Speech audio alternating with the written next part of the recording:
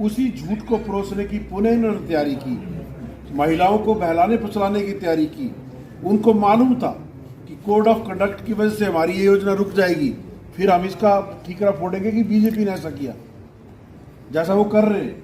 हालांकि भारतीय जनता पार्टी की इसमें कोई योगदान नहीं है।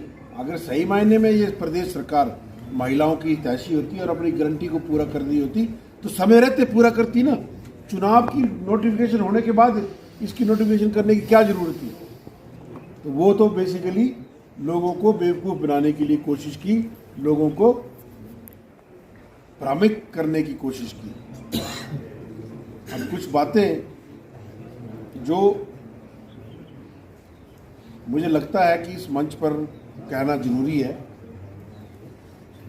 जैसे आपके जिलाध्यक्ष जी ने भी कहा कि अपेक्षाकृत पार्टिसिपेशन कई बार लोगों का किसी कार्यक्रमों में नहीं होता।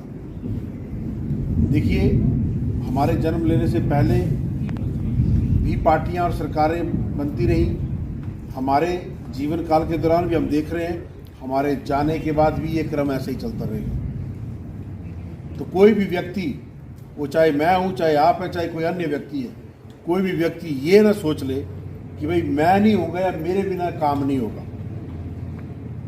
और कुछ सूचनाएं ऐसी भी हमारे पास आती हैं कि कुछ लोग जो है वो लोगों को भ्रमित करने का प्रयास कर रहे हैं कि ऐसा होगा, हम ये कर देंगे, वो हो जाएगा। देखिए, पार्टी के टिकट पर आप सब कार्यकर्ताओं का बराबर हक है जितना प्रत्याशी का हक होता है। वो पार्टी की जो नीति है वो पार्टी को तय करना है कि किसको टिकट दिया जाएगा। परंतु कोई भी व्यक्ति हो, चाहे आप हैं चाहे मैं हूं, टिकट के साथ मां के पेट से कोई पैदा नहीं हुआ। पार्टी जीतने की क्षमता के आधार पर और अपनी जरूरत के आधार पर व्यक्तियों को टिकट देती है। जिनको पार्टी टिकट नहीं देती है, इसका अर्थ ये नहीं कि वो पार्टी के लिए महत्वपूर्ण नहीं है। वो प्रत्येक कार्यकर्ता पार्टी के लिए महत्वपूर्ण है, बशर्ते कि वो टिकट बदलने के और टिकट कटने के बाद पार्टी के कामों में पूरी शिद्दत से, पूरी ईमानदारी से काम करें, ना कि पार्टी को नुकसान पहुंचाने का काम करें।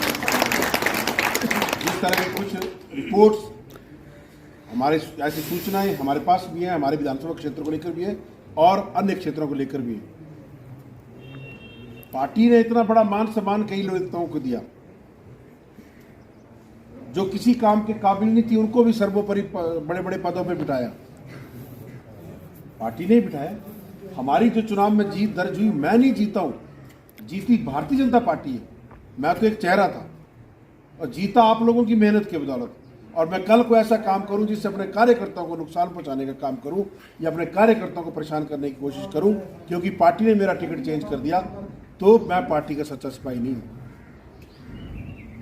तो बेवकूफ कौन बनता है? उसमें बेवकूफ आम कार्यकर्ता बनता है। तो ऐसे भ्रामक बातों में किसी को आने की आवश्यकता नहीं है। और मैं ये त्रिलोचन महादेव के ही प्रांगण पे हमने बड़े पहले भी एक बात कही थी, मैं एक बात और कहता हूं, कभी जीवन में इस तरह की परिस्थितियां अगर हमारे साथ होंगी तो महादेव को साक्षी मान के कहता हूं, रिकॉर्ड कर लीजिए, मैं पूरी शिद्दत के साथ, पूरे दल बल के साथ, पार्टी का जो भी प्रत्याशी हो उसके साथ चलूंगा, ना कि भितरघात भारतीय जनता पार्टी जिंदाबाद, भारतीय जनता पार्टी जिंदाबाद। ऐसे ऐसे लोग पार्टी के लिए खतरा हैं जो पार्टी को अपरोक्ष रूप से नुकसान पहुंचाने का कार्य कर रहे हैं।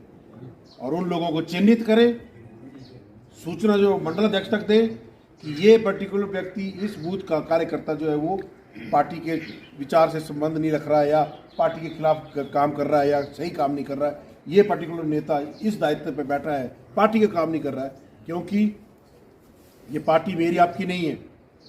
ये पार्टी उस विचार को लेकर चली है जो देश के लिए जरूरी है। श्यामा प्रसाद मुखर्जी और दीनदयाल उपाध्याय जी ने, इन दोनों ने अपना जीवन खत्म किया, ये देख भी नहीं पाए भारतीय जनता पार्टी को सत्ता में। भारतीय जनता पार्टी के इस कमल के फूल को आज तो हम कहते हैं कि भारतीय जनता पार्टी दुनिया का सबसे बड़ा लोकतांत्रिक संगठन है।